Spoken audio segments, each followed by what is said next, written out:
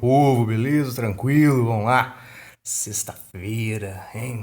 Vamos lá. Então vamos continuar aí nossa aula 18. Vamos continuar falando desses povos pré-colombianos. Falamos antes lá dos astecas, né? Agora vamos falar do povo maia. Seguinte, algumas observações desse povo maia, hein?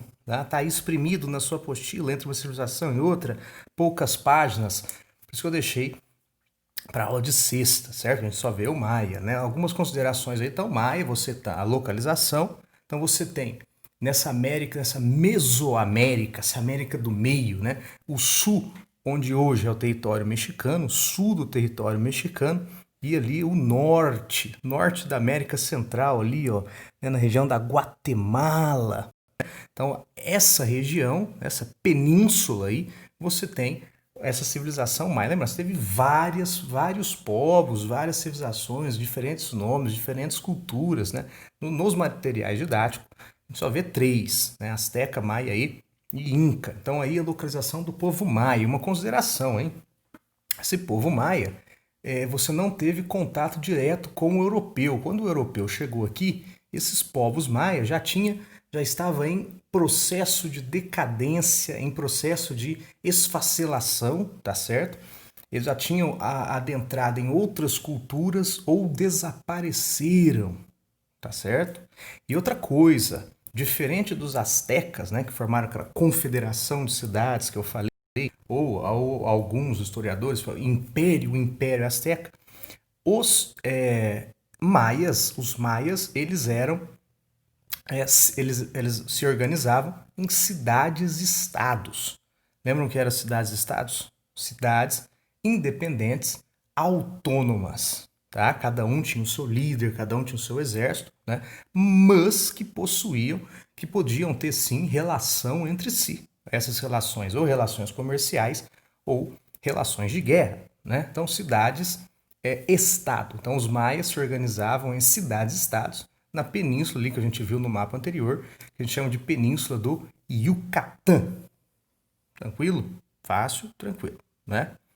Então aí você tem essas sociedades, então você tem grupos sociais, são sociedades mais complexas, você tem essa aristocracia maia, que era os nobres, os chefes guerreiros, os funcionários públicos, os sacerdotes, abaixo disso, os comerciantes, os artesãos e os escravos. Então geralmente essas sociedades mais complexas, que viviam aí na América Central, no México e na América do Sul, você tem geralmente esse mesmo estilo de sociedade, né?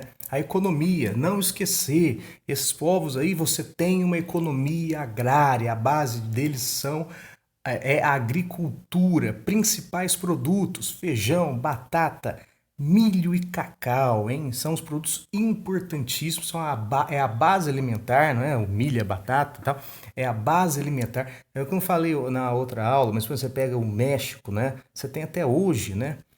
As massas feitas do milho, né? O feijão, né? Você tem um feijão, né? Importantíssimo. Então, isso aí é a batata, cara. A batata, a base alimentar desses povos. Eram produtos importantíssimos que até servia como impostos, né? O milho era importante. E não é só aquele milho amarelo, não. Você tem vários estilos de milho, né? Técnicas de irrigação avançadíssimas para a época. O artesanato, né? Tanto para você fazer escultura dentro para ritualística, né? Como para o uso doméstico. E você tem aí sim um comércio baseado em trocas, e um comércio entre essas cidades maia, tá? Não esqueçam sempre a agricultura e os produtos, né? Principalmente milho e cacau, né?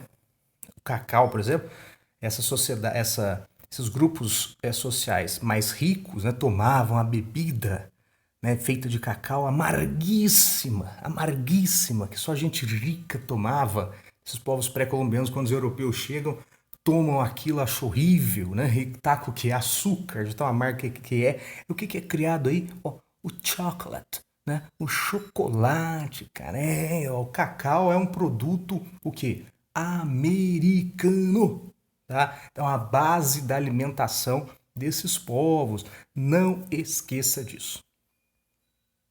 E a cultura geralmente é o mais legal, né, dessas civilizações. Você tem um Maia aí apaixonado pelo universo, os planetas, as constelações. Você tem o desenvolvimento aí da astronomia. Então os caras construíam torres para defesa, torres de observação, e nos templos também que serviam para observação do espaço, observação das constelações, do movimento dos astros, né? Até que o calendário maia ficou famoso em 2012. O calendário maia era um calendário cíclico, né? Porque você era por tempo, por eras, acabava um tempo, começa outro, né? Que acharam o calendário lá, achava que ia acabar o mundo. Não, é que era acabar um ciclo e depois ia começar outro, né? Igual os astecas, você também tinha aí sacrifícios, e aqui você tem uma escrita, né? Uma escrita maia, né? Claro, a escrita maia para grupos sociais de maior destaque dentro da sociedade, e uma escrita também por símbolos, igual dos egípcios, né?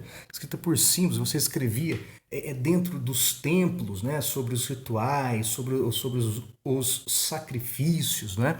E em questão de aí você vai ter aí as pirâmides maias e as torres de observação. Olha aí o que sobrou da civilização maia, o palácio de Palenque. Olha lá, você já dá para ver o que ali? A torre, né? O uso de pedras, né? Você tinha esculturas monolíticas. Olha eu falando de história da arte pré-colombiana, hein? Você tinha esculturas monolíticas, né? Que feita do que? Em um único pedaço de pedra, né? Então aí você tem o palácio de Palenque. E a religião, não esquecer também, gente, você tem características gerais, né? Você tem muita diversidade, muita diferença entre esses povos, mas você também tem algumas semelhanças. E uma das semelhanças, né, é o que? O politeísmo, a crença em vários deuses, e esses deuses geralmente relacionados com a natureza, com os animais, com a vegetação, com os astros, né? É que a gente não dá para ficar falando, mas se você for lá, você for pesquisar a mitologia, você vai ver os mitos de criação dos maias, dos astecas, dos incas, né? Você vai ver os deuses criadores. Aqui, por exemplo, você tem a escrita. A escrita era considerada um presente dos deuses para a humanidade. Olha o deus criador maia, Itzma. Será que é isso que fala? Itzma. Não sei, meu Deus. Porque aí você vai ter várias traduções, tá certo? Desses deuses aí. Isso aí era tudo desenhado dentro dos templos, dentro daquelas pirâmides, daquelas torres. Você tinha esses desenhos, né? Você vê esse vermelho, essas figuras bidimensionais de líderes e sacerdotes, dos deuses, tranquilo? Então, religião politeísta, olha ali, a pirâmide maia escalonada, ou seja, em degrau, né? E elas serviam o quê? Para templo, né? Para templo e para observatórios, para você analisar os cosmos, os astros, tranquilo? Aí, ó, um pedaço aí do calendário maia cíclico, tá vendo? Tudo que começa tem um fim, você tem as eras, e essas eras vão passar, né? Então é essa a espera, o calendário cíclico do Maia. E o Maia, esqueci de falar um negócio aqui, esqueci um slide. O Maia, não esqueça, o Maia você tem várias teorias que eles foram sumindo, tá? Uma das principais teorias, uma das mais aceitas, são as secas, né? E os incêndios que sofreram as plantações, os maias começaram a passar fome, né? A miséria, eles começaram a guerrear e uma cidade-estado maia atacava a outra cidade-estado maia, e esses maias foram desaparecendo. Você tem outras teorias, são doenças, né? E outras teorias que eles se incorporaram em outras culturas. Então saiba que os maias, quando os europeus chegaram aqui, eles já estavam em processo de decadência, desaparecendo ou pertencendo já a outras culturas. Tranquilo? Então hoje é rapidinho, é só para a gente falar dos maias, lembrar essas características centrais, tá? Lembrar essas características centrais. Então não esqueça, leia a apostila, né? Então sempre, gente, esse tempinho de aula que a gente tem é você ver a videoaula, tirar dúvida no plantão de dúvidas e ler já a apostila na parte de cada para você não acumular tarefas à tarde. Já faça de manhã no período da aula junto comigo lá. Beleza? Hoje então a aula é tranquilinha, rapidinha, sobre os povos maias, esse povo pré-colombiano, certo? Abraço, muito obrigado.